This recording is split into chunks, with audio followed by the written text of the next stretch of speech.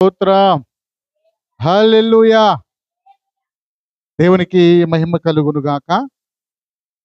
ఈ ప్రత్యేకమైన సమయంలో మనం దేవుని వాక్యంలోకి వెళ్ళి కొన్ని మాటలు మనం చదువుకుందామండి. దయచేసి దేవుని పరిశుద్ధ వచ్చిన భాగం నుండి మొదటి కొరింథీయులకు రాసిన పత్రిక 2వ అధ్యాయము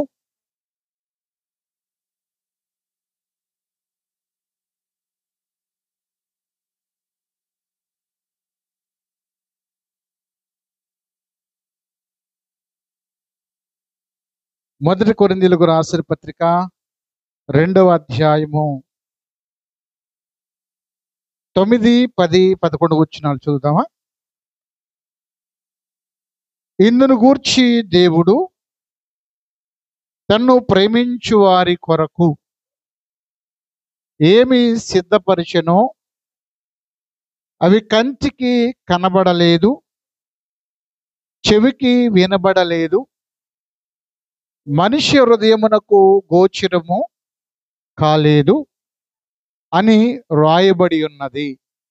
మనకైతే దేవుడు వాటిని తన ఆత్మ వలన బయలుపరిచి ఉన్నాడు.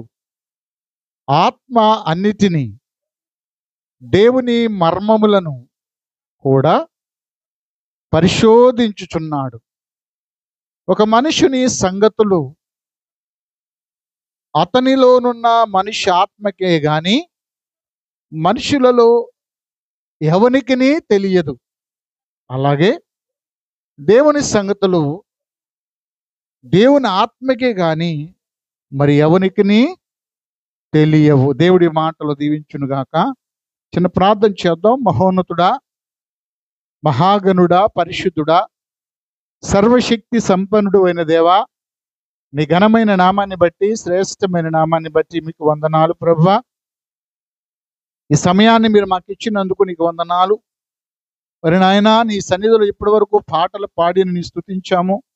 దైవ లేఖనంలోకి వెళ్ళిచుండగా చదవబడిన వాక్య భాగము మొదటి కొరింథీయులకు రాసిన పత్రిక 2వ అధ్యాయము 9, 10, 11 వచనాలు మేము చదివాం ప్రభా.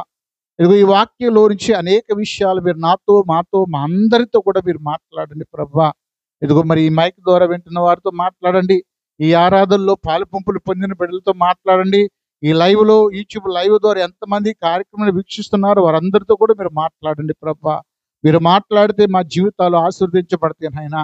మీ మాట వింటే మా జీవితాల్లో మీరు ధన్యులు అవుతాం నాయనా. అందుని బట్టి నీకు వందనాలు అయ్యా. నిన్న నేడు నిరంతరము ఏకరీతిగా ఉన్నవి నీ మాటలు ప్రభా. అయ్యా, ఇదిగో భవిష్యత్తు వర్తమానాలు ఎరిగిన దేవానికి వందనాలయ్యా. నన్ను నీ సెలుచాట్ను మరుగుపరుచుకొని ఈ చదవబడిన వాక్యంలో నుంచి అనేక విషయాలు మీరు మాకు బోధించి బయలుపరిచి ఉపదేశించమని యేసు నామమున అడిగి వేడుకొని పొంది ఉన్నాము తండ్రి. ఆమేన్. హల్లెలూయా, హల్లెలూయా. దేవునికి మహిమ కలుగును గాక. ఎలా ఉన్నారు? అందరూ బాగున్నారా? అందరూ సంతోషంగా ఉన్నారా? ఒకసారి రెండు చేతులు దేవుని స్తుతిద్దామా? హల్లెలూయా. మంచిది.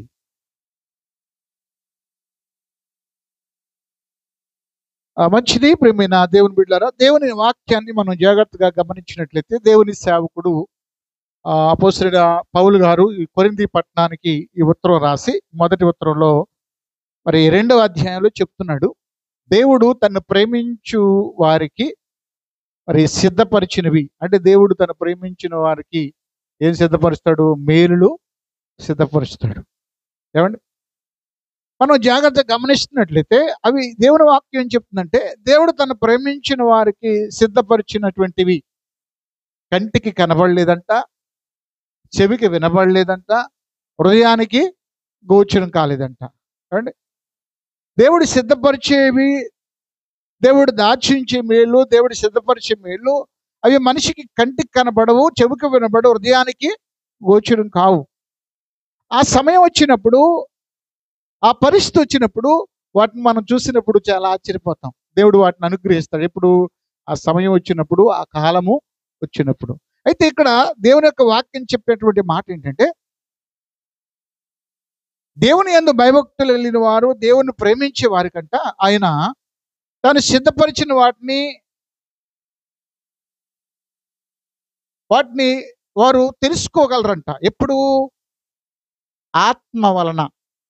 దయచేసి మరొకసారి చూద్దాం. 9వ వచనం చూడండి, మీకు కొంచెం వివరంగా అర్థమవుతుంది. మా 9 నుంచి చూద్దాం. ఇందును గూర్చి దేవుడు తన్ను ప్రేమించు వారి కొరకు ఏమి సిద్ధపరిచెనో అవి కంటికి కనబడలేదు, చెవికి వినబడలేదు, మనిషి హృదయమునకు గోచరము కాలేదు అని రాయబడి ఉన్నది. మనకైతే దేవుడు వాటిని తన ఆత్మ వలన, హల్లెలూయా, దేని వల్ల బయలుపరచడంట అంటే ఇప్పుడు దేవుడు సిద్ధపరిచినవి, దాచించినవి, మన హృదయానికి గోచరం కానివి ఆత్మ కలిగిన వాడు గ్రహించగలడు, చూడగలడు, తెలుసుకోగలడు. ఏమి సిద్ధపరిచినవి మామూలుగా అయితే కనబడవు, వినబడవు, గోచరం కావు. కానీ దేవుని ఆత్మ ఉంటే కనబడతాయి, వినపడతాయి, హృదయంలో అర్థమవుతాయి. మీకు చాలా జాగ్రత్తగా వాక్యాన్ని వినాలి. అంటే ఇక్కడ ఒక విషయాన్ని గమనించాలి. దేవుడు తన ఆత్మ ద్వారా తన చిత్తం ఏంటో తెలుసుకోవడానికి దేవుడు మనకు కృప చూపాడు. అంటే ఇక్కడ దానికి వివరించు కిందకు వచ్చేవారికి అంటాడు, ఒక మనిషిని సంగతులంట ఒక మనిషి ఆత్మకే తెలుసు. ఇప్పుడు నువ్వేమనుకుంటున్నావో నీకే తెలుసు. ఇప్పుడు సుధాకర్ గారు ఏమనుకుంటున్నాడో ఆయనకే తెలుసు. నేనేమనుకుంటున్నాను నాకే తెలుసు. నేను అనుకున్నదాన్ని బయటికి చెప్తే నీకు అర్థమైంది. అర్థమవుతుందా? నేను అనుకున్నది, నా హృదయంలో ఉన్నటువంటి ఆలోచనలు కానీ, ప్లాన్ కానీ, నా యొక్క ఉద్దేశాలు కానీ, నా సంతోషం కానీ, నా బాధ కానీ, నేను చేయబోయే కార్యం కానీ నేను నోరు తెలిసి ఇలా చేద్దామని చెప్పుకుంటే మీకు అర్థమైంది. కానీ అది నాకే తెలుసుది చెప్పకపోతే. అలానేనంట ఒక మనిషిని సంగతిని మనుష్యాత్మకే కానీ మరి ఎవరికి తెలియవు అంటూ దేవుని సంగతులంట దేవుని ఆత్మీయే కానీ మరి ఎవరికి. మీకు అర్థమైందా పాయింట్? అర్థమైందా? అంటే ఇప్పుడు దేవుని చిత్తం తెలుసుకోవాలంటే, దేవుని ఉద్దేశం తెలుసుకోవాలంటే, దేవుడు నీ జీవితం పట్ల కలిగి ఉన్న ఆలోచన తెలుసుకోవాలంటే మనం దేవుని ఆత్మను పొందుకోవాలి. ఆమె ఏం పొందుకోవాలి? దేవుని ఆత్మను పొందుకోవాలి. ఎందుకంటే దేవుని ఆత్మను పొందుకుంటే నీ పట్ల దేవుని చిత్తం ఏంటో నువ్వు తెలుసుకోగలవు. దేవుడు నీ కుటుంబ బిడ్డల విషయంలో ఆయన చిత్తం ఏంటో తెలుసుకోగలవు. అంటే నువ్వు దేవుని ఆత్మ నీలో ఉందనుకోండి, నీ భవిష్యత్తులో ఏం జరగబోతుందో కూడా నువ్వు తెలుసుకోవడానికి అవకాశం ఉంది. హల్లెలూయా. నేను చాలాసార్లు చెప్తా ఉంటాను. నేను ఎక్కువగా యాకోబు తన కుమారుడైనటువంటి యోసేపు దగ్గరికి వచ్చాడంటే, ఐగుప్తు దేశంలో అప్పుడు ఏలుబడి చేస్తున్నాడు యోసేపు. వృద్ధాప్యంలో తన కుమారుడు దగ్గరికి వచ్చాడు. తన కుమారుడు తండ్రి బ్రతుకున్నాడని కనుక్కున్నాక, బతుకున్నాడంటే తీసుకురండి అని రథాలు గుర్రాలు పంపించాడు. తీసుకొచ్చాడు. చక్కగా కుమారుడు దగ్గర ఉన్నాడు యాకోబు. ఆ తర్వాత తన తండ్రి దగ్గరికి తనకు పుట్టినటువంటి 2 బిడ్డలు తీసుకొచ్చాడు. నాయనా, నీకు 13 సంవత్సరాలు దూరంగా ఉండాక ఈ దేశంకి వచ్చినాక నేను వివాహం చేసుకున్నాక నీ దేవుడు నాకు అనుగ్రహించిన బిడ్డలు ఇదిగో 2 బిడ్డలు. ఒక ఆయన పేరు ఎఫ్రాయిము, ఒక ఆయన పేరు మనష్షే. మనష్షే పెద్దవాడు, ఎఫ్రాయిం చిన్నవాడు. అంటే వీళ్ళిద్దరిని తీసుకొచ్చి, నాన్నగారు దేవుడు నాకు ఇచ్చినటువంటి బిడ్డలు వీళ్ళని ఆశీర్వదించిన నాన్నగారు అంటే అంటే అంటే ఆయన అంటే ఇట్ట ప్రార్థన చేస్తాం. ఎట్లా ప్రార్థన చేస్తాం? ఆయన హల్లెలూయా. కుడి చెయ్యేమో చిన్నోడి మీద, ఎడం చెయ్యేమో పెద్దోడి మీద పెడుతున్నాడంటే, పెద్దోడి మీద పెడుతూ అతను ఆశీర్వదించి ప్రార్థన చేస్తుంటే, మరి యేసోబు అనుకుంటారా, నా తండ్రికి వృద్ధాప్యం వచ్చింది, దృష్టి మందగించింది, చూపు కనపట్లా, పెద్దోడు ఎవడో చిన్నోడు ఎవడో తెలియట్లేదు అనుకుంటా అని చెప్పి, నాయనా ఇది పెద్దోడు, వీడు చిన్నోడు వివరంగా చెప్తున్నాడంట. చేతులు తీసి ఈయన మీద పెట్టడానికి చూస్తున్నాడంట. నా కుమారుడా నాకు తెలుసు, నా కుమారుడా నాకు తెలుసు, నీ 2 బిడ్డలు నేను ఆశీర్వదిస్తున్నా, కానీ పెద్దవాడు కంటే చిన్నవాడు గొప్పోడవుతాడు, అతడిలోంచి రాజులు వస్తారు. హల్లెలూయా. ఎవరు వస్తారంట? రాజులు వస్తారు. అతనిలో నుండి రాజులు వస్తారు. యేసేపుకు తెలుసా విషయం? యేసేపుకు తెలుసా? మరి యాకోబు ఎలా చెప్పగలుగుతున్నాడు? యాకోబు దేవుని ఆత్మ కలిగిన వాడు, దేవుని యొక్క ఆత్మ కలిగిన వ్యక్తి. దేవుని చిత్తాన్ని చెప్పగలడు, భవిష్యత్తుని చెప్పగలడు. హల్లెలూయా. అందుకని దేవుని ఆత్మ మనలో ఉంటే మనం ధైర్యంగా ఉండగలం. ఎందుకంటే పిరికి ఆత్మ దేవుడు మనకి ఇవ్వలేదంట. ఏ ఆత్మ ఇవ్వాల? పిరికి ఆత్మ ఇవ్వాల. చాలా మంది రక్షణ పొందినా కూడా, బాప్తిసం పొందినా కూడా, బలారాధనలు తీసుకున్నా కూడా చిన్న చిన్న విషయాలు భయపడిపోయి పిరికితనం వచ్చేస్తాయి. అమ్మో దెయ్యం పడిపోయింది, దెయ్యం వచ్చేస్తుంది, లేకపోతే ఏదో అయిపోద్ది. ఏమండి, ఎందుకు పిరికితనం గల పిరికి ఆత్మ నీలోకి వస్తుంది? దేవుడు అంటాడు, ఇంద్రియ నిగ్రహము గల ఆత్మనే దేవుడు మనకు అనుగ్రహించాడు, కానీ పిరికి ఆత్మ మనకి ఇవ్వాల. ఒకవేళ పిరికి ఆత్మ నీలోకి వస్తుందంటే నువ్వు దేవుని ఆత్మ కలిగిన వ్యక్తిగా లేవు అనేది గుర్తుపెట్టుకోవాలి. అర్థమవుతుందండి? ఒక సైతాన్ గాడు ఏం చేస్తాడు? మనలో ఏం చేస్తాడు? పిరికితనాన్ని కలుగు చేస్తాడు. ఏమండి, అయితే దేవుని ఆత్మను మనం కలిగి ఉన్నప్పుడు ఏమండి పిరికితనం పోద్ది. ఏమండి, దేవుని వాక్యం అంటుంది, పిరికి వారు దేవుని రాజ్యములు చేరతారా? చేరరు. పిరికి వారు దేవుని అదే ప్రత్యేకంగా అది రాయబడింది ఆ మాట ప్రకటన గ్రంథంలో. ఇక్కడ మనం గమనించినట్లయితే మరి దేవుని ఆత్మ, ఇంద్రియ నిగ్రహము గల ఆత్మ, ధైర్యపు ఆత్మను దేవుడు మనకి ఇచ్చాడు. హల్లెలూయా. అందుకని వాక్యం అనేది నీతిమంతులంట సింహము వలె ధైర్యముగా, సింహం భయపడుతుంది దేనికన్నా, ఎప్పుడన్నా వెనక్కి వెళ్ళిపోతుంది ఏ జంతువులను చూసి. ధైర్యం, దానికి ఉన్న ధైర్యం దేనికి? అందుకని నీతిమంతులు పోల్చాడు, వారి సింహం వలె ధైర్యముగా ఉంటారంటండి. ఇదిగో సంసోను కూడా దేవుని ఆత్మ కలిగిన వాడు ఉన్నాడు కనుకనే సింహమునే చీల్చేసాడంట. సహజంగా మా క్రూరమైన జంతువు చూడగానే ప్రతి ఒళ్ళకి భయం ఉంటుంది. ఉంటుందా? అతని చేతులు ఏమీ లేదంటండి. ఒక సాధు జంతువు ఏంటంటే మేకపిల్ల, గొర్రెపిల్ల. వీటిని కొట్టడానికి మనం కర్ర కూడా అవసరం. ఏమండి, అలాంటి మేకపిల్లనంట ఏమండి మేకపిల్లని చెప్పినట్టుగా సింహాన్ని చంపేశాడంటండి. సింహం మామూలు జంతువు, అది క్రూరమైన జంతువు. అలాంటి క్రూరమైన జంతువునంట మేకపిల్లని చీల్చినట్లుగా దాన్ని చీల్చేశాడంటండి. కారణం దేవుని అభిషేకాన్ని కలిగి ఉన్నాడు. హల్లెలూయా. దేవుని ఆత్మ అతనిలో ఉంది. దేవునికి మహిమ కలుగును గాక. ఇక్కడ దేవుని సంగతులు తెలుసుకుంటే అంటే దేవుని ఆత్మ నీలో ఉంటే దేవుని సంగతులు తెలిసింది అంటండి. ఈ యొక్క యాకోబు చిన్నవాడి మీదేమో ఎడచి పెద్దవాడి మీద, చిన్నవాడి మీద కుడిచి పెద్దవాడి మీదేమో ఎడచి పెడుతున్నాడు. తన కుమారుడు అన్నాడు, నాయన కాదు వీడి పెద్దోడు, వీడి ఎరకమల్లోడు చిన్నోడు అంటే, అది కాదు నాయన, నాకు తెలుసు, నువ్వు నాకు చెప్పవసరలా, ఇతడు గొప్పవాడు అవుతాడు, ఇతరులోంచి రాజులు వస్తారు. హల్లెలూయా. ఏంటి, రాజులు వస్తారు. ఎఫ్రాయిము గోత్రంలో నుండి ఇజ్రాయెల్ పరిపాలించే రాజులు వచ్చారు. రాలేదా? వచ్చారు. ఏంటి, మనం జాగ్రత్త గమనిస్తే దేవుని ఆత్మ కలిగిన వాడు భవిష్యత్తు విషయాలు ఎరగడానికి ఆస్కారం ఉంది. ఒక మనిషిని సంగతులు మనుష్యాత్మకే గాని మరి ఎవరికి తెలియవు. అలానే దేవుని సంగతులు దేవుని ఆత్మకే తప్ప మరి ఎవరికి తెలియవంట. అందుకని మనం ఏం కలిగి ఉండాలి? దేవుని ఆత్మను కలిగి ఉండాలంట. దేవుని ఆత్మను కలిగి ఉంటే దేవుని చిత్తం ఏంటో మనకు అర్థమైంది. ఏమండి, దేవుని ఆత్మ కలిగి ఉంటే ఆయన ఎక్కడ నడిపిస్తాడో మనకు అర్థమైంది. మరొక మాట జ్ఞాపకం చేస్తాను ప్రేమ దేవుని బిడ్డలారా. దేవుని యొక్క లేఖనాలు అపోస్తులు కార్యముల గ్రంథము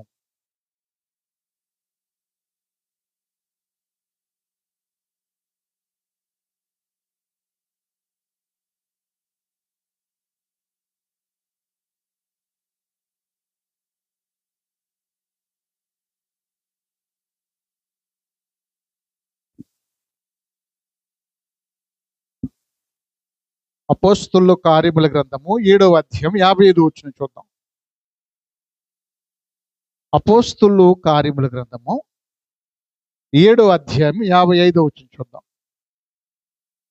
అయితే అతడు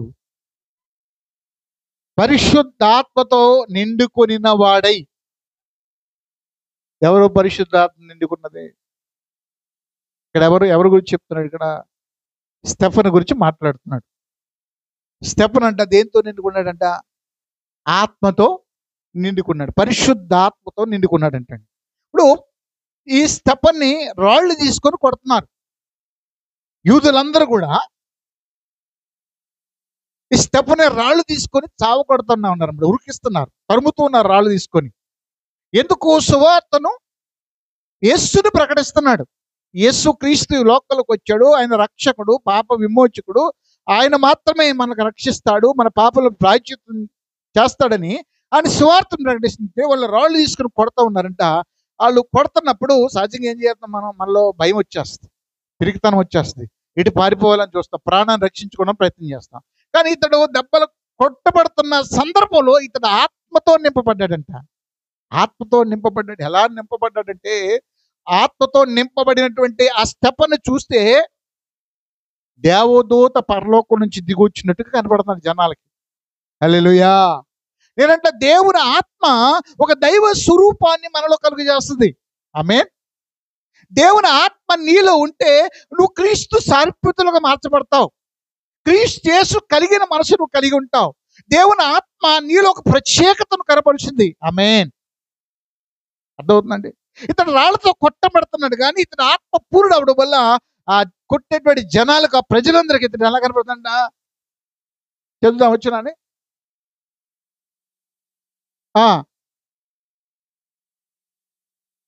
ఆకాశము తెరవబడుటయు, మనిషి కుమారుడు దేవుని కుడిపార్శ్వమున నిలిచి ఉండుటయు చూచుచున్నానని చెప్పాను.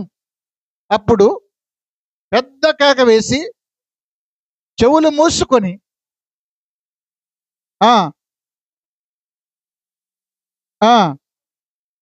చంపిరి. ఏం ఇతనికి ఏం కనపడిందంట? ప్రభు అయిన యేసుక్రీస్తు ఏమంటే ఆకాశం తెరబడింది, సింహాసనం మీద తండ్రి కూర్చునంట, ఆయన కుడి పక్కన నిలబడ్డంట. ఎవరు? యేసయ్య. అంటే ఇతడు చూడండి, ఒక పట్టుపగలో అతను చూస్తున్నటువంటి ఒక దర్శనాన్ని చూస్తే ఆకాశం తెరబడిందంటండి. లోకంలో ఉన్న వాళ్ళకి అనుకుంటారు మర్చిపోయింది, వాడికి మైండ్ పోయింది, వాడికి పిచ్చోడిగా పిచ్చి పిచ్చి మాటలు మాట్లాడుతాను. ఆకాశం తెరబడడం ఏంటి? నేనంట కదా, దేవుని ఆత్మతో నింపబడినప్పుడు దైవ ప్రత్యక్షత, దైవ దర్శనం పొందుదుముగాక. అతడు దైవ ప్రత్యక్షత వస్తున్నాడు కదా. ఎలా కలిగింది అది? ఆత్మ కలిగి ఉండడం వల్ల. పరిశుద్ధాత్మ చేత నింపబడినప్పుడు దైవ ప్రత్యక్షతలు మనం పొందుకోవడానికి ఆస్కారం ఉంటుంది. హల్లెలూయా. ఆత్మ లేకపోతే దేవుని స్వరాన్ని వినలేము, దేవుని దర్శనాన్ని చూడలేము, దేవుని చిత్తాన్ని తెలుసుకోలేము, దేవునిలో మనం ఎదగలేమండి. కనుక పరిశుద్ధాత్మతో నింపబడ్డం అనేది చాలా ప్రధానమైనది. అంటే ఇతడి ముఖం అంట దేవదూత రూపంలో ఉందండి. ఎక్కడుందా వచ్చినది? పైన ఉందా, కింద ఉందా? స్టెఫన్ గురించి రాయబడింది అన్నమాట. ఎక్కడున్నది? దాని పైన ఉంటుంది, చూడు, కొంచెం పైన కింద.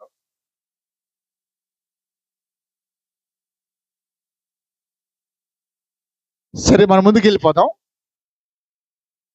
మన జాగ్రత్త గమనించినట్లయితే ఈ స్టెఫను రాళ్ల చేత కొట్టబడుతున్న సందర్భంలో దేవుని ఆత్మ చేత నింపబడి తండ్రి కుడి పార్శ్వన యేసు ప్రభు నిలబడి ఒక దర్శనాన్ని చూడగలిగాడు.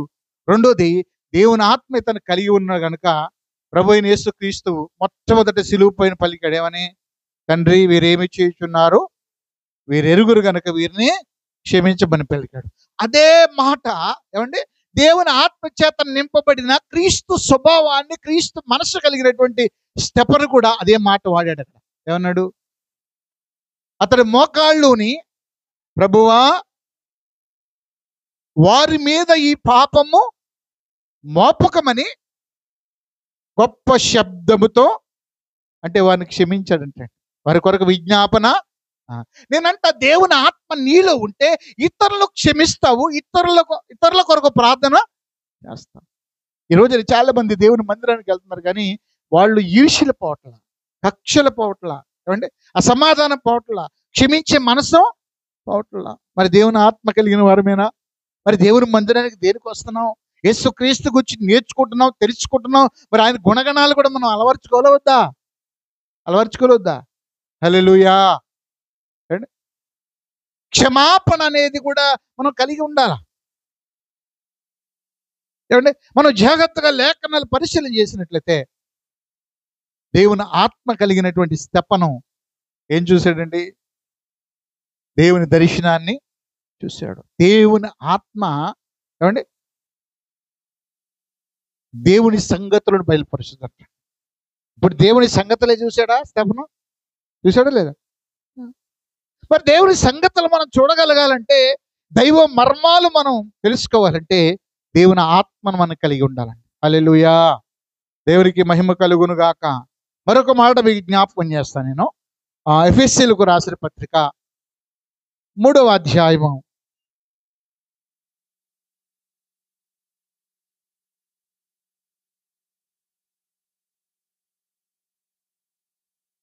5వ వచనాన్ని చూద్దాం. 5వ వచనాన్ని చూద్దాం.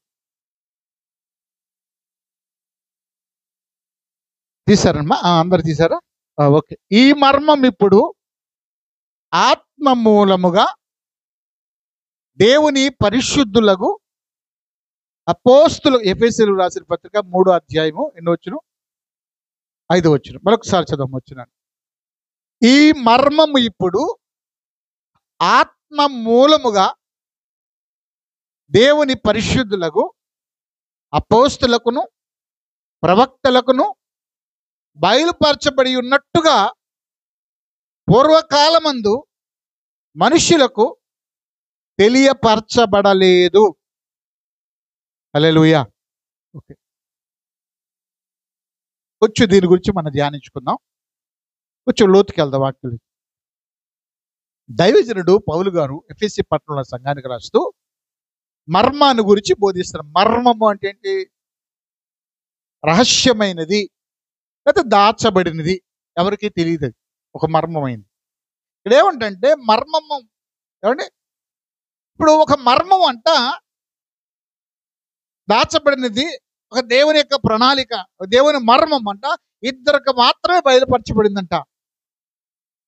ఇంకా ఎవరికి బయలుపరచబడి? ఎవరు వాళ్ళు? వాళ్ళిద్దరు ఎవరంటే ప్రవక్తలు, అపోస్తులు. జాగ్రత్త గమనించాలి. ఎవరండి? ప్రవక్తలు, అపోస్తులు. ఇప్పుడు ప్రవక్తల పని ఏంటి? ప్రవచించటం. అంటే ఈ ప్రవక్తలు దేవుని ఆత్మ కలిగిన వారు. పాత నిబంధనలో పరిశుద్ధాత్మ కొమ్మరింపు లేదు. కొత్త నిబంధనకు వచ్చేవరకు పరిశుద్ధాత్మ కొమ్మరింపు వచ్చింది. సమస్త మనుషులు దేవుని ఆత్మ పొందుకుంటారని, దేవుని ఆత్మ చేత నింపబడతారని, సర్వజనుల మీద నా ఆత్మ కొమ్మరించబడద్దని దేవుడు సంఘానికి వాగ్దానం ఇచ్చాడు. మరి పాత నిబంధనలు అయితే ఆత్మ కొమ్మరింపు నింపుదల లేదు, కానీ ఆయన ప్రత్యేకించుకున్నటువంటి వారికి ప్రవక్తలకు ఆత్మ అనుగ్రహించబడింది. ఏ ఆత్మ? ఆ మాట జాగ్రత్త వినాలి. లోతైనటువంటి విషయాలు ఇవన్నీ కూడా. ఈ రోజున చాలా సంఘాల్లో ఏదో చెప్పుకుంటూ వెళ్ళిపోతున్నారు. సబ్జెక్ట్ చెప్పుకొని జనాలుగా ఆదరణ కలిగిన మాటలు చెప్పేస్తున్నారు. మనం నేర్చుకోవాల్సింది క్రీస్తుని గురించి, దైవ మర్మము, దైవ ప్రత్యక్షత మనం తెలుసుకున్నప్పుడు మన విశ్వాసం స్ట్రాంగ్గా ఉంటుంది. అవునా కదా?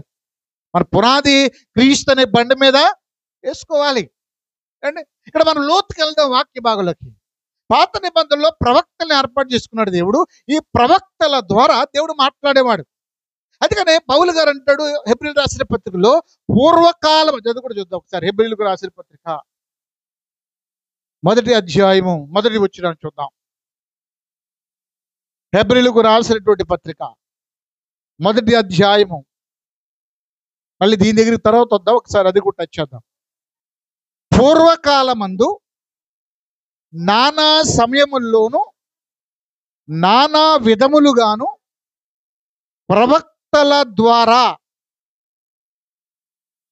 ఎలా మాట్లాడాడంట? ఎవరితో మాట్లాడంట? ఓకే, ఎవరి ద్వారా మాట్లాడాడు? నేను ఎవరితో మాట్లాడాలని చెప్పట్లా, ఎవరి ద్వారా మాట్లాడాడు? ప్రవక్తల ద్వారా. ఎవరితో మాట్లాడాడు? పితరులతో మాట్లాడు. ఎప్పుడు మాట్లాడాడు? నానా విధము, పూర్వకాలమందు నానా విధములుగా నానా సమయముల్లో.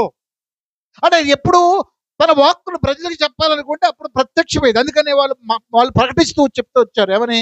యెహోవా ఇలాగు సెలవిచ్చుచున్నాడు, యెహోవా వాక్కు మాకు ప్రత్యక్షమై ఇలాగు సెలవిచ్చుచున్నది అంటారు. అవునా కదా? ప్రవక్తలందరూ మనం చదివినప్పుడు, మనం బైబిల్ చదివితే మనకి చాలా విషయాలు అర్థం అవుతాయి. అంటే మనం ఆదివారం వస్తే కానీ బైబిల్ చేయం. ప్రతిరోజు మనం బైబిల్ చదవాలి కదా. ప్రతిరోజు కూడా మనం ఎలా ఆహారం తింటున్నామో, ఆత్మీయ ఆహారం, జీవాహారం, వాక్యం. అంటే ఇక్కడ మనం చూస్తే ప్రేమ దేవుని బిడ్డలారా, పూర్వకాల సమయంలో నానా విధములుగా నానా రకాలుగా ప్రవక్తల ద్వారా మాట్లాడిన దేవుడు ప్రవక్తల ద్వారా మాట్లాడాడు. హల్లెలూయా. ప్రవక్తల ద్వారా మాట్లాడాడు దేవుడు. ఇప్పుడు ఆ మర్మం కూడా ఎవరికి తెలియపరచబడిందంట? ప్రవక్తలకి. ఇప్పుడు ఒక ప్రవక్త అయిన యెషయా చెప్తాడు కదా, ఇదిగో కన్యక గర్భవతి, కుమారుడు కన్ను, అతనికి ఇమ్మానుయేలు అని పేరు. అంటే క్రీస్తు పుట్టక ముందే 700 సంవత్సరాల క్రితము ఒక వ్యక్తి ప్రవచిస్తాడు యేసు క్రీస్తు కొరకు. అంటే యేసు క్రీస్తు జన్మిస్తాడు అనేది ఎవరికి బయలుపరచబడింది? ప్రవక్తలకు. హల్లెలూయా. ఇదిగో చీకటిలో ఉన్న వారికి, మరణఛాయలో ఉన్న వారికి వెలుగు కలుగుద్ది అని ప్రవచిస్తాడు. అదే రీతిగా ఆయన సుంకరులో పామరుల మధ్య గెలి సువార్తను నడిస్తాడు. పాత నిబంధనలో ఏ ప్రవచనాలు అయితే ప్రవచించబడినాయో కొత్త నిబంధనలో యేసు క్రీస్తు ద్వారా నెరవేర్చబడి. అదవుతుందండి. ఇప్పుడు యేసుక్రీస్తు జననం కానీ, యేసుక్రీస్తు మరణం కానీ, యేసుక్రీస్తు పునరుత్థానం కానీ, యేసుక్రీస్తు రాకడ కానీ, సంఘస్థాపన కానీ ఆ మర్మము క్రీస్తు పుట్టక ముందే ప్రవక్తలు ప్రవచించేశారు. హల్లెలూయా. అంటే ప్రవక్తలకు ఆ మర్మము బయలుపరచబడింది. రెండోది అపోస్తలులు. జాగ్రత్తగా వినాలి. రెండోది అపోస్తలులు. ఈ అపోస్తలుని యేసు ప్రభు ఏర్పాటు చేసుకున్నాడు. ఈ అపోస్తలుకి చెప్పాడు, సర్వ సృష్టికి వెళ్ళి సువార్తను ప్రకటించండి, నా శిష్యులుగా చేయండి. ఈ అపోస్తలు కూడా ఆయనతో పాటు ఉండి, ఆయనతో పాటు తిరిగి, ఆయన యొక్క దైవత్వాన్ని గుర్తించినటువంటి వీరు, ఈయన సర్వోన్నతుడైన దేవుని కుమారుడు, యేసే క్రీస్తు, ఈయనే లోక రక్షకుడని వారు కూడా ప్రపంచమంతట సువార్తను ప్రకటించి సంఘాన్ని స్థాపించారు. హల్లెలూయా. ప్రవక్తలేమో యేసు వస్తాడని ప్రవచించారు. అపోస్తలులేమో యేసు వచ్చాడు, ఆయన రెండోసారి కూడా రాబోతున్నాడు, మానవులు రక్షణ పొందాలి అని చెప్పాడు. ఈ ప్రవక్తలు కానీ, అపోస్తలు కానీ వారు ఎలాగ ప్రకటించాలి, వారు ఎలా దేవుని మర్మాలు చెప్పగలిగారంటే ఆత్మ ద్వారా. చెప్పండి, దేని ద్వారా చెప్పాలి? గుర్తుపెట్టుకోవాలి మీరు విషయాన్ని. ఆత్మ ద్వారా. ఈ ఆత్మ సంభవించబోయే విషయాలు, నీ జీవితంలో జరగబోయే విషయాలు. అంటే దేవుని కృపను బట్టి మాకు కూడా దేవుడు ప్రవచన వరం ఇచ్చాడు. అందుకని దేవుని యొక్క పరిచర్య ప్రత్యేకమైంది. దేవుడు నాతో అన్నాడు కదా, నీ సేవ ప్రత్యేకమైందంటే, అయ్యి బాబు నేను అనుకున్నా చాలా మంది జనాలు వచ్చేస్తారేమో అనుకున్నా నేను. హల్లెలూయా. నీ సేవ ప్రత్యేకమైందంటే, అయ్యి బాబు దేవుడు నాకు ఎంత కృప ఇచ్చాడు ప్రభువా, ఎంత ధన్యుడిని ఆయన అనుకున్నా. చాలా మంది వచ్చేస్తారు అనుకున్నా నేను. ఏంట్రా ప్రత్యేకత అంటే, ప్రవచన వరం ఇచ్చి అంత తిప్పేస్తున్నాడు, ఒళ్ళు నలిగేటట్టుగా, కాళ్ళు అరిగేటట్టుగా. అనేక విషయాలు దేవుడు ప్రవచనం ద్వారా మాట్లాడుతాను ఉన్నాడు. నలిగిపోయినటువంటి వారితో, కృంగిపోయినటువంటి వారితో.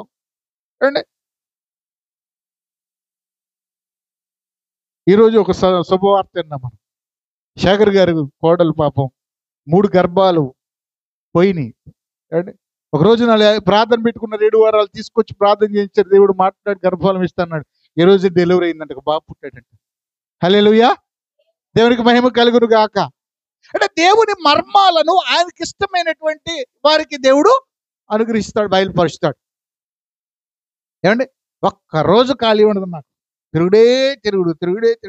సంఘం చూస్తేనేమో ఎక్కువ మంది ఉండరు, కానీ పరిచర్య చూస్తేనేమో విస్తారం. అంటే దేవుని యొక్క సేవ పరిచర్య ప్రత్యేకమైంది. హల్లెలూయా. ఏమండి, ఆయన చెప్పాడు, అంతటా సర్వసృష్టికి సువార్తను ప్రకటించాలి. బంధకాల్లో ఉన్న వారిని, చెరలో ఉన్న వారిని, చీకట్లో ఉన్న వారిని, వాళ్ళందరినీ ఏం చేయాలి? ప్రభు దగ్గరికి నడిపించాలి. ప్రభుకు నామానికి మహిమ కలుగును గాక. మనం జాగ్రత్తగా వాక్య భాగాన్ని గమనిస్తే, ఏమండి చూద్దాం, దయచేసి దాన్ని వివరిస్తాను, ముగించేస్తాను. చూడండి, ఎఫెసీయులకు రాసిన పత్రిక, ఇంకా కిందకి వెళ్దాం ఒకసారి. ఈ మర్మం మీదనగా, మరొకసారి పై వచ్చి కూడా చూడ, ఈ మర్మం ఇప్పుడు ఆత్మ మూలముగా దేవుని పరిశుద్ధులకు, అపోస్తులకును, ప్రవక్తలకును బయలుపరచబడి ఉన్నట్టు పూర్వకాలమందు, ఎప్పుడు సంఘము స్థాపించబడక ముందు, ఆత్మ కుమ్మరింపు జరగక ముందు అందరికి దేవుని ఆత్మ ఇవ్వబడాల, ప్రత్యేకించబడిన వారికి ఇవ్వబడింది, ప్రవక్తలకి. అయితే ఇప్పుడు అప్పుడు వారికి అప్పుడే బయలుపరచబడింది. అంటే ఏమని బయలుపరచబడింది చూద్దాం కిందకి. ఈ మర్మం మీదనగా అన్యజనులు సువార్త వలన క్రీస్తు యేసునందు యూదులతో పాటు సమాన వారసులగును ఒక శరీరమందలి సాటి అవయములై వాగ్దానములో పాలివారునై ఉన్నారని అనున్నది. హల్లెలూయా. కొంచెం ఇక్కడ దీని గురించి కూడా ధ్యానించుకుందాం. నిజమైన దేవుణ్ణి ప్రపంచంలో ఆరాధించిన ప్రజలు ఎవరంటే యూదులు. దేవాలయం, జీవగల దేవాలయం కట్టింది వాళ్ళే. ధర్మశాస్త్రం వారికే ఇవ్వబడింది. ప్రవక్తలు వారి వాగ్దానములు వారివే. ఓకేనా? అయితే దేవుడు చెప్పాడు, ప్రేమ దేవుని బిడ్డలారా, నీ యందు అన్ని జనులందరినీ ఆశ్రయిస్తాను అబ్రహాంతో. ఇప్పుడు యూదులు ఎవరు? అబ్రహాం సంతానం. ఇప్పుడు అబ్రహాం సంతానం ఇశ్రాయేలు ప్రజలందరూ కూడా దేవుని ప్రజలుగా దేవుడు అంగీకరించాడు పాత నిబంధనలో. ఇప్పుడు దేవుడు ఏం చేశాడంటే ప్రవక్తల ద్వారా వాళ్ళతో మాట్లాడి వారికి ధర్మశాస్త్రం ఇచ్చి వారిని రక్షించి శత్రుల నుంచి విడిపించినప్పటికీ ఆయన చేసిన మహోన్నతమైన కార్యం ఏంటంటే ఆ జనాంగంలో నుండి యేసుక్రీస్తును జన్మింపజేసి ఆ యేసుక్రీస్తు ద్వారా అన్ని జనులైనందరూ వారందరూ కూడా ఆయన యందు విశ్వాసం ఉంచడం వల్ల ఆయన రక్షించుకొని ఇటు యూదులను ఇటు క్రైస్తవ సంఘాన్ని ఏక శరీరంగా చేయాలనుకునంట. హల్లెలూయా. మీకు అర్థమవుతుందా? ఇప్పుడు ప్రవక్తలందరూ యూదులకి, ధర్మశాస్త్రం యూదులకి, ఏమండి అపోస్తలు యూదులకి, కానీ యేసుక్రీస్తు ఎవరికి? ప్రపంచంలో అన్ని జనులందరికీ. ఆమేన్. ఇదొక మర్మం. ఇదొక మీకు అర్థమవుతుందా? ఏంటో పాస్టర్ గారు ఏదేదో చెప్తున్నాడు అనుకున్నారా? బైబిల్లో ఉన్నాయి ఇవన్నీ కూడా. ఇది తెలుసుకో, మన లోతుకెళ్ళాలి. బైబిల్లో దేవుని ప్రణాళిక తెలియకపోతే దేనికి భక్తి చేయడం? ఏమండి దేవుని యొక్క ఆలోచనలకు వెళ్ళిపోవాలి మనం. ఏమండి ఇదంట దేవుని నీతి రాజ్యాన్ని మనం ఎదిగితే మనకు కావలసినన్ని చేస్తారు. కొంతమంది అడగ ఇంత లోతుగా చెప్తే అలా అర్థమైందండి పాస్టర్ గారండి. అంటే పౌలు గారు అంటే నేను నమ్మిన వాడిని నెరుగుదని అంటాడు.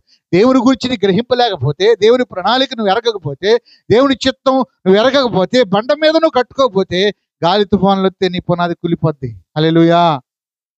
ఇదొక మర్మం. అందుకని పౌలు అంటాడు, జ్ఞానుల మధ్య మేము దేవుని మాటలు ప్రకటించున్నాం అంటాడు. తిరగపురమే దేవుని బిడ్డలారా, ఈ మర్మం ఎలా బయలుపరచబడిందంట? పరిశుద్ధాత్మ ద్వారా బయలుపరచబడింది. దేవుడు ఏది చేయాలనుకున్నాడో, ఏది బయలుపరచాలనుకున్నాడో ఆయన బయలుపరుస్తాడు. దాన్ని తెలుసుకోవాలంటే దేవుని యొక్క వాక్యం చదివినట్లుగా ఆయన ప్రేమించిన వారి కొరకు ఆయన సిద్ధపరిచినవి కంటికి కనబడవు, చెవికి వినబడవు, హృదయానికి గోచరం కావు. కానీ ఆత్మను మనం కలిగి ఉంటే వాటిని చూడగలము, వినగలము, గ్రహించగలం. యాకోబు గ్రహించడం లేదా? వీడికంటే వీడు గొప్పవాడు అవుతాడు. నేను చూస్తున్నానంటాడు. అది మరణించే ముందు అంటాడు, ఈ యేసబు అంటాడు, నిశ్చయముగా దేవుడు మిమ్మల్ని దర్శించి ఈ స్థలంలో నుండి కానాను దేశం తీసుకెళ్తాడు, అప్పుడు నా ఎముకలు కూడా తీసుకెళ్ళాడు అక్కడికి అంటాడు. అంటే జరగబోయే వాటిని కూడా చూడగలము దేవుని ఆత్మ కలిగి ఉంటే. ఆమేన్. అంత డెప్త్కి వెళ్తాం మనం, అంత లోతుకి వెళ్ళలేకపోతున్నాం, అంత ప్రార్థన అనుభవాన్ని కలిగి ఉండలో. Busy busy busy busy busy. ప్రభు కూడా చెప్పాడు, లోకం బిజీగానే ఉంటుంది, నేను వచ్చేటప్పటికి ఏంటి లోకం బిజీగానే ఉంటుంది అని చెప్పాడు. ఆయన కూడా చెప్పాడు. అందుకని విశ్వాసంలో విశ్వాసము కనుగొందునా, అసలు విశ్వాసం మర్చిపోతారేమో. ఆదివారం ఒక్క రోజున విశ్వాసం గుర్తుకోవద్దు, మిగతా రోజులు విశ్వాసం ఉండదు అంటాడు. హల్లెలూయా. చాలా జాగ్రత్త భక్తి చేయాలండి. అందుకనే మనం పొందిన రక్షణ అంట భయముతోనూ వణుకుతోనూ కొనసాగించుకోవాలంటండి. భక్తి అంటే నీ ఇష్టానుసారంగా నా ఇష్టానుసారంగా చేసేది కాదు, దేవుని చిత్తానుసారంగా చేయుదుము గాక. హల్లెలూయా. అని అంటాడు, నా రాకడ సమయంలో అంటే ఇల్లు కట్టుకొనుచు, పెళ్లి చేసుకుంటూ, భూములు కొనుక్కుంటూ, పంటలు పండుకుంటూ, వ్యవసాయం చేస్తూ, బిజినెస్లు చేస్తూ, అంటే అస్సలు ఏమాత్రం కూడా ఖాళీ ఉండదు అంటండి. అలాంటి టైంలో వస్తానంటాడు. లోకంలో ఎంపర్లాడుతున్నావా? దేవుని రాకడ కొరకు సిద్ధపడుతున్నామా? దేవుని నీతి రాజ్యాన్ని వెతుకుతున్నామా? లోకంలో కావలసిన వాటి కొరకే దేవుని దగ్గరికి వచ్చి మొరపెట్టుకుంటున్నావా? మనం ప్రభువు యొక్క సారూప్యతను పొందుకోవాలి, దేవుని మనసును మనం కలిగి ఉండాలా, దేవుని మహిమతో మనం నింపబడాలి. మనల్ని చూస్తే దేవుడు గుర్తు రావాలి అలా ఇతరులకి. ఎప్పుడు కనపడతాడు మనలో? స్వార్థము, అసూయ, మత్సరాలు, ఈర్ష్య, ఇవన్నీ మనలో చచ్చినప్పుడు, దేవుని ప్రేమను మనకు కనబరిచినప్పుడు, మన భక్తిలో ఉన్న లక్షణాలు కలిగి ఉన్నప్పుడు మనం చూడగానే ఆ వ్యక్తి వేరండి, ఆ మనిషి వేరండి. ఎంత మాట్లాడాలో అంతే మాట్లాడతాడు, మంచి మాట్లాడతాడండి, నోరు తెరిస్తే మంచి మాటలు చెప్తాడండి, ఏది అడిగినా ఇస్తాడండి, ఎంతగానో ప్రేమిస్తాడండి, సహాయం చేస్తాడండి. నిజంగా వాళ్ళ దేవుడు నమ్ముకున్న తర్వాత అతనిలో పూర్తిగా మార్పు వచ్చిందని మన గురించి సాక్ష్యం ఇవ్వగలరా అండి? అటు సాక్ష్యాన్ని పొందుకోలేకపోతే మనం ఎన్ని సంవత్సరాలు భక్తి చేసిన ప్రయోజనం ఏంటండి? నా మాటలు కొంతమందికి బాధ కలిగిస్తాయి, నొచ్చుకోవచ్చు, కానీ దేవుని యొక్క వాక్యం సెలవిస్తుంది.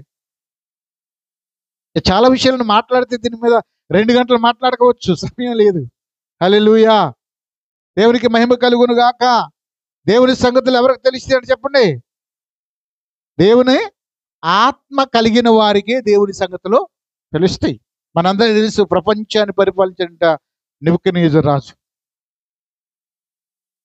ప్రపంచ రాజ్యాలు అతని చేతి కింద ఉన్నాయి. అలాంటి వ్యక్తి పడుకుంటే ఒక రోజున అర్ధరాత్రి ఒక భయంకరమైన కళ వచ్చిందంటండి. ఆ భయంకరమైన కళ రంగాల్ని చెమటలు పోసి మనసంతా కలత చెందేసిందంట అండి.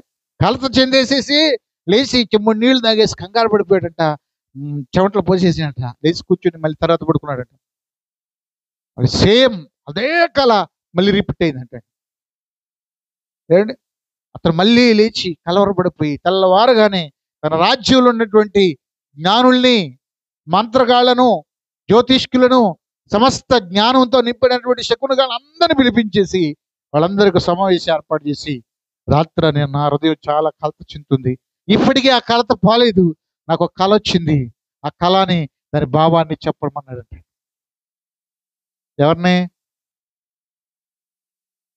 ఎవరిని?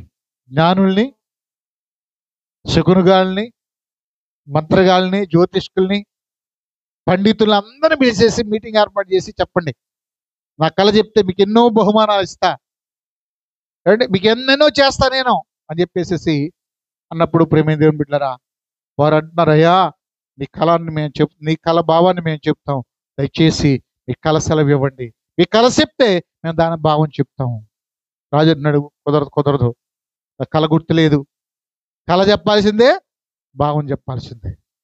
అంటే లేదు రాజా, దయచేసి తమరు గుర్తు తెచ్చుకోండి, ఎంతో కొంత ఏ మొక్కైనా మీకు గుర్తుంటే చెప్పండి, దాన్ని బట్టేనే చెప్తాం మేము. లేదు అసలు నాకేమి గుర్తు లేదు, కానీ మనసంతా బాధతో నింపబడింది, ఆ కళని చెప్పాలి, భావాన్ని చెప్పాలా, లేని ఎడలా మీ ఇళ్ళును పెంట కుప్పలుగా చేసేస్తాను, ఒక్కడిని కూడా బతకని మిమ్మల్ని, మీరందరిని నాశనం చేస్తాను, మిమ్మల్ని నేను ఆ రాజ్యంలో పోషిస్తున్నాను, మిమ్మల్ని జ్ఞానులుగా తయారు చేస్తున్నాను నేను, కనుక మర్యాదగా నా కళని దాని భావాన్ని చెప్పమని చెప్పాడు. ఎవరూ చెప్పలేదంటే, ఏ మనుషుడు దీన్ని చెప్పలేడు రాజా అన్నప్పటికీ రాజు కోపం వచ్చేసిందంట, మీరు ఇంత తడువు చేస్తారా, నన్ను మీరేమనుకుంటున్నారు అని చెప్పేసి జ్ఞానులందరి సంహరించమని శాసనం చేశారు. ఎక్కడ దొరికితే అక్కడ జ్ఞానులందరినీ చంపేస్తామన్నారు అండి. ఆ కాలంలో దానియేలు దగ్గరికి వచ్చారు, దానియేలు కూడా పట్టుకొని ఇరగదీసి చంపపోతుంటే దానియేలు దండం పెట్టి, అయ్యా ఎందుకు చెప్తున్నారు, కారణం చెప్పి చెప్పండి, నన్ను కారణం చెప్పండి దయచేసి అని అడిగాడు. అప్పుడు వాళ్ళు అన్నారంట, రాజుగారికి ఒక కళ వచ్చిందంట, దాని భావాన్ని ఎవడు చెప్పలేకపోయాడంట. అంటే కనుక రాజుగారి శాస్త్రం ఏంటంటే జ్ఞానులందరినీ చంపాలి. అంటే దానియేలు వెంటనే, అయ్యా మీకు నమస్కారం, దయచేసి రాజుగారికి వచ్చిన కళ దాని భావాన్ని నేను చెప్తాను, జ్ఞానులు చెప్పడం ఆపేసేయండి, నాకు ఒక్కరోజు సెలవు ఇవ్వండి, ఒక్కరోజు టైము ఇవ్వండి, నన్ను రాజుగారి దగ్గర తీసుకెళ్ళమంటే రాజుగారి దగ్గరికి తీసుకెళ్ళండి ఈ యొక్క యవ్వనస్తుడైనటువంటి దానియేలుని. రాజుగారు అప్పుడే కలతలో ఉన్నాడు, సంతోషం లేదు, బాధ లేదు అండి. ఇతను అనుకుంటున్నాడు ఇతను చాలా విషయాలు నేను మాట్లాడే సమయం లేదు, కానీ క్లుప్తంగా ముగించేస్తాను నేను. అంటే ఇతను పడుకున్నాడంటే ఆలోచన చేస్తాడు, ఏమని, ప్రపంచాన్ని నేను ఏలుబడి చేస్తున్నాను కదా, నా తర్వాత ఈ రాజ్యాన్ని ఎవరు వెళ్తారు అనే ఆలోచన చేస్తూ ఉండగా, భవిష్యత్తు తిరిగిన దేవుడు కదా, భవిష్యత్తు తిరిగిన వాడా లేదా, తన తర్వాత ఎవరిని పరిపాలన చేస్తారు, ఏ రాజ్యాలు వస్తాయి అనే విషయాన్ని ఒక దర్శనం బయలుపరిచాడు ఒక ప్రతిమ ద్వారా దేవుడు. హల్లెలూయా. అయితే ఈ దానియేలు వెళ్ళి చెప్పాడు, నా కళ నువ్వు చెప్తావా అని అడగగానే, నేను చెప్పలేనయ్యా, దేవుడు చెప్తాడు, నాకు ఒక రోజు సమయం ప్రార్థన చేసుకుంటా అని చెప్పాడు. సరే ఓకే, రేపటి కళ కనుక నువ్వు చెప్పకపోతే నీ తల కూడా తీసేస్తా. వెంటనే ఇంటికి వెళ్ళిపోయి తన స్నేహితులతో చెప్పి ఇదిగో రాజుల ఆజ్ఞ జారీ చేశాడు. రాజుగారికి ఒక కల వచ్చిందంట. దేవుడే సమస్తాన్ని ఎరిగిన దేవుడు, భవిష్యత్తు ఎరిగిన దేవుడు, దేవుడే కల ఇచ్చాడు. అది రాజుకి భయభ్రాంతుడిగా చేసింది కనుక దాని గురించి దేవుడు బయలుపరిచినట్టుగా మనం ప్రార్థన చేద్దామని స్నేహితులందరూ కూర్చొని ప్రార్థన చేశారంట. ఆ రాత్రికి రాత్రి ఆ కల భావాన్ని, ఆ కళను బయలుపరిచాడంట రాజు దానియేలుకి. హల్లెలూయా. ఎవరు బయలుపరిచారు? దేవుడు. రాజు కల ఇచ్చింది ఎవరు? దేవుడే. అవును కదా. వెంటనే పొద్దున్నే లేచి బయలుదేరి వెళ్ళాడంటే అప్పుడు అందరినీ పోగు చేశాడు, జ్ఞానులందరినీ కూడా మళ్ళీ తిరిగి పోగు చేసినాక చెప్పు, నువ్వు జ్ఞానవంతుడివా, కలభావం చెప్తానన్నావు అంటే ఒకటి అన్నాడు, రాజా నేను జ్ఞానవంతుని కాదు, ఇక్కడ ఉన్న వారందరిలో గొప్పవాడిని కూడా కాదు, కానీ నీ కోసమే ఈ దేవుడి కలభావాన్ని కళ నాకు బయలుపరిచాడు, ఇది నీ రాజ్యక్షేమం కొరకవే దేవుడు బయలుపరిచాడు అని కళను దాని భావాన్ని చెప్పిన వెంటనే రాజుగారికి ఆ కళ అంతా కూడా కళ్ళ ముందు కలిగినట్ట. వెంటనే సింహాసనం దిగి దానియేలు కాళ్ళ మీద సాష్టాంగ నమస్కారం చేశాడు. ఒక బానిస, ఒక యవ్వనస్తుడు ఒక దర్శనాన్ని, ఒక కళను, దాని భావాన్ని చెప్పాడందుకు, దేవుని మర్మాన్ని బయలుపరిచినందుకు అతడు ప్రపంచాన్ని పరిచిన రాజు తన కాళ్ళ మీద పడ్డాడంట. నేనంట దేవుని ఆత్మ నీలో ఉన్నప్పుడు దేవుని ప్రత్యక్షత నీకు బయలుపరచబడును గాక. దేవుని ఆత్మ నీలో ఉన్నప్పుడు అనేక మంది నీకు నమస్కారం చేస్తారు, నీకు లోబడతారు, నీకు దేవుడు విలువిస్తాడు తన ఆత్మను అనుగ్రహించినప్పుడు. హల్లెలూయా. అర్థమవుతుందా? దానియేలుకు ఘనత ఎవరిని బట్టి వచ్చింది? దేవుని ఆత్మ అతను కలిగి ఉన్నాడు గనక. ఇతరు వంటి దేవుని ఆత్మ కలిగిన వాడు మన రాజ్యులు ఎవడూ లేడు. మనం పొందుకోవలసింది ఏంటి తెలుసా? చెప్పండి ఏంటి? దేవుని ఆత్మ. ఆత్మ లేనివాడు నావాడు వాడు. దేవుని ఆత్మ దేవుని మర్మాలను బయలుపరుస్తుంది. దేవుని ఆత్మ దేవుని చిత్తాన్ని బయలుపరుస్తుంది. ఒక యవ్వనస్తుడైనటువంటి వ్యక్తికి ప్రపంచాన్ని పరిపాలించిన రాజు దానియేలు కాళ్ళ మీద పడ్డాడు. దానియేలు ప్రపంచంలో, ఆ రాజ్యంలో దానియేలు చూడగానే అందరూ గడగడగడ వనకాల్సిందే. అవునా కదా? ఆ రెస్పెక్ట్ వేరుగుంటదే. ఏమండి? వెంటనే దానియేలు అంట తన కింద ఉన్న ప్రధానులు అందరిలో కంటే ప్రత్యేకమైనటువంటి అధికారం కలిగిన ప్రధానిగా నియమించానంటే, దేవుని ఆత్మ ఉంటే గణపరచబడుదుముగాక, దేవుని ఆత్మ ఉంటే హెచ్చింపబడుదుముగాక. దేవుడు తను ప్రేమించు వారికి ఏవి సిద్ధపరిచనో అవి కంటికి కనబడలేదు, చెవికి వినబడలేదు, హృదయమునకు గోచరం కాలేదు. మనకైతే దేవుడు తన ఆత్మ ద్వారా వాటిని బయలుపరిచి ఉన్నాడు. హల్లెలూయా, హల్లెలూయా. ఒక మనిషిని సంగతులు ఒక మనిషి ఆత్మకే తెలుసు, దేవుని సంగతులు దేవుని ఆత్మకే తెలుసు. దేవుని సంగతులు మనం తెలుసుకోవాలంటే, దేవుని చిత్తం మనం తెలుసుకోవాలంటే ఏం చేయాలి? దేవుని ఆత్మను పొందుకోవాలి. అప్పుడు దేవుని చిత్తం మనకు అర్థమైంది. యేసు ప్రభు ప్రార్థన చేస్తుంటాడు, అయినను నా చిత్తం కాదు నీ చిత్తమే, ఇందు నిమిత్తమే కదా నేను పంపబడ్డాను. ఎంత చక్కని మాట అండి అన్నమాట, ఎంత చక్కని మాట నిజంగా. ఇందు నిమిత్తం ఇప్పుడు ఏ ఉద్యోగం పొందుకోవడానికో, అధికారం పొందుకోవడానికో, ఒక సింహాసనం పొందుకోవడానికో హ్యాపీగా తీసుకోవచ్చు. అవునా కదా?